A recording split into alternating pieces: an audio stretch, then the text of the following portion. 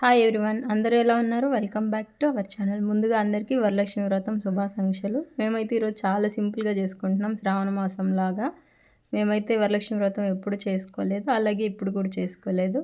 నార్మల్గా ఎలా పూజ చేసుకుంటామో అలాగే చేసేసుకుంటాం. అందులో ఈరోజు పిల్లలకి హాలిడే కాబట్టి రిషిని బ్రష్ చేసుకోమని పొద్దున్న నుంచి చెప్తుంటే నేను బ్రష్ చేసుకోమన్నప్పుడు మాత్రమే చదువుతున్నాడు. తని అయితే వాళ్ళ డ్యాడీతో బయటికెళ్ళాడు. ఇంకా వాళ్ళందరూ వచ్చేసరికి నేను ఇంట్లో ఈలోపు పూజకి కూడా ప్రిపేర్ చేసేసుకున్నాను అన్నీ.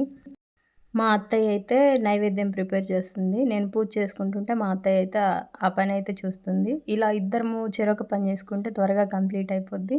ఒక్కళ్ళమే ఒకే పని దగ్గర చాలా సేపు ఉంటే లేట్ అవుద్దనేసి ఇంకా పిల్లలైతే ట్రైపాడ్ కొంచెం ఇరిగిందని చెప్పానో లేదో ఇంకొంచెం అయితే ఇరగ్గొడుతున్నాడు. లేచిన దగ్గర నుంచి అదే పని మీద ఉన్నారు. ట్రైపాడ్‌ని ఎలా ఇరగ్గొట్టాలా అనేసి. నేనేమో అరుస్తూనే ఉన్నాను. అయినా నా మాట వింటారా ఏంటి? ఈరోజు పూలు కూడా అమ్మ పంపియలేదు. కొన్నే ఉన్నాయి. ఇంతకుముందు పంపించిన పూలతోనే అడ్జస్ట్ చేసుకున్నాను. అమ్మ పంపించేది కానీ అమ్మ వాళ్ళ దగ్గర నుంచి రాలేదు ఇంకా. అన్న వచ్చేసరికి ఇంకా లేట్ అవుద్దనేసి ఉన్న పూలతోటైతే ఇంకా అడ్జస్ట్ అయ్యి చేస్తున్నాను. నాకు ఆ వరలక్ష్మి వ్రతం ఎలా చేస్తారో ప్రాసెస్ కూడా తెలియదు. మా ఇంట్లో కూడా ఎప్పుడు చేయలేదంట. మా అమ్మ వాళ్ళ ఇంట్లో చేయలేదు, మా అత్తయ్య వాళ్ళ ఇంట్లో కూడా చేయలేదు. అందుకనేసి నేను నార్మల్గా పూజ అయితే ఫస్ట్ నుంచి అలాగే చేస్తున్నాను.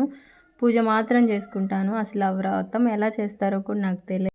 మా వారు కూడా ఇంట్లో లేరు. నేను ఇంకా పిల్లలతోటి మా అత్తయ్యతోటి అయితే ఈరోజు పూజ అయితే చాలా సింపుల్గా అయితే ఎప్పట్లాగే చేసేసుకున్నాను. కానీ ఈరోజు కొంచెం హెల్ప్ అయితే మా అత్త చేసింది నైవేద్యం చేయడంలో. మిగిలిన పనులన్నీ నేను కంప్లీట్ చేసేసుకున్నాను. ఈ రోజు నుంచి 3 డేస్ హాలిడేస్ అంట పిల్లలకి. ఈ ఆగస్టులో చాలా డేస్ హాలిడేస్ అయితే వచ్చాయి. మనం స్కూల్కి వెళ్ళేటప్పుడైతే అసలు హాలిడేస్ ఎప్పుడే కానీ రావు. అంతెందుకు ఒక్కొక్కసారి సాటర్డే కూడా ఇవ్వరు, సెకండ్ సాటర్డే అని కూడా. కానీ ఇప్పుడేమో పిల్లలకి ప్రతి దానికి హాలిడే అయితే ఎక్కువ ఇచ్చేస్తున్నారు. పిల్లలు ఇంటి దగ్గర ఉన్నప్పుడు టైం ఎలా గడిచిపోద్దో కూడా అస్సలు తెలియదు. టైం ఎలా గడిచిపోద్దో తెలియదు అంటే వాళ్ళ టార్చర్ అలాగే ఉంటుంది, వాళ్ళతో సరదాగా గడపడం కూడా అలాగే ఉండిద్ది పిల్లలతో పాటు. ఎలాగో 3 డేస్ హాలిడేస్ ఇచ్చారు కదా, పిల్లల్ని తీసుకొని అమ్మ వాళ్ళ ఇంటికి వెళ్దాం అనుకున్నాం. కానీ ఇప్పుడైతే అమ్మ వాళ్ళ ఇంటికి మేము వెళ్ళకూడదు. అందుకనేసి ఈసారి అయితే వెళ్ళలేదు.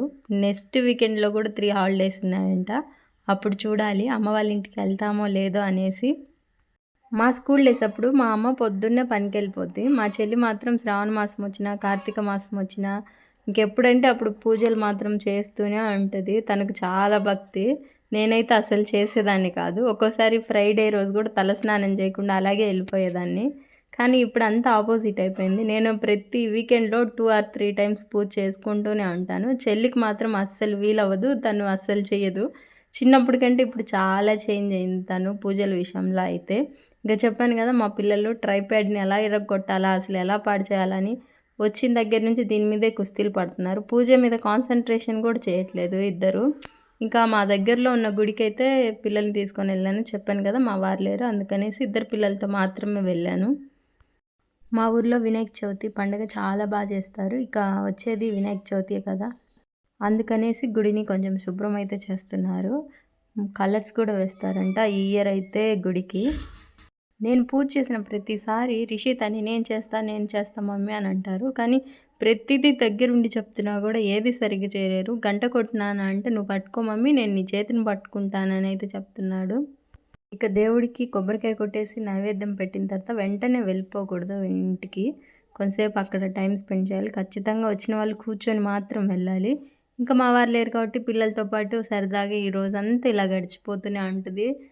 నేను ఇక ఫోన్ మాత్రం ఆన్ చేసి వీడియో కానీ ఫొటోస్ కానీ దిగితే మా తని మాత్రం చాలా ఓవర్ యాక్షన్ చేస్తుంటాడు. ఎక్కడ లేనంత ఉత్సాహం అయితే చూపిస్తుంటాడు. ఇంకా మేము గుడికాడ అన్నీ అయిపోయిన తర్వాత ఇంటికి వచ్చేసి అందరికీ తలా కొంచెం ప్రసాదం పెట్టేసి మేము కూడా తింటున్నాం. ఉదయం నుంచి ఏం తినలేదు పిల్లలు కానీ మేము కానీ. మీ ఇంట్లో వరలక్ష్మి వ్రతం ఎలా జరుపుకున్నారో కామెంట్ చేసి చెప్పేయండి. నా వీడియోస్ కనుక మీకు నచ్చినట్లయితే లైక్ చేయండి, షేర్ చేయండి, సబ్స్క్రైబ్ చేసుకోండి. Thank you for watching. మళ్ళీ కలుద్దాం మరో వీడియోలో.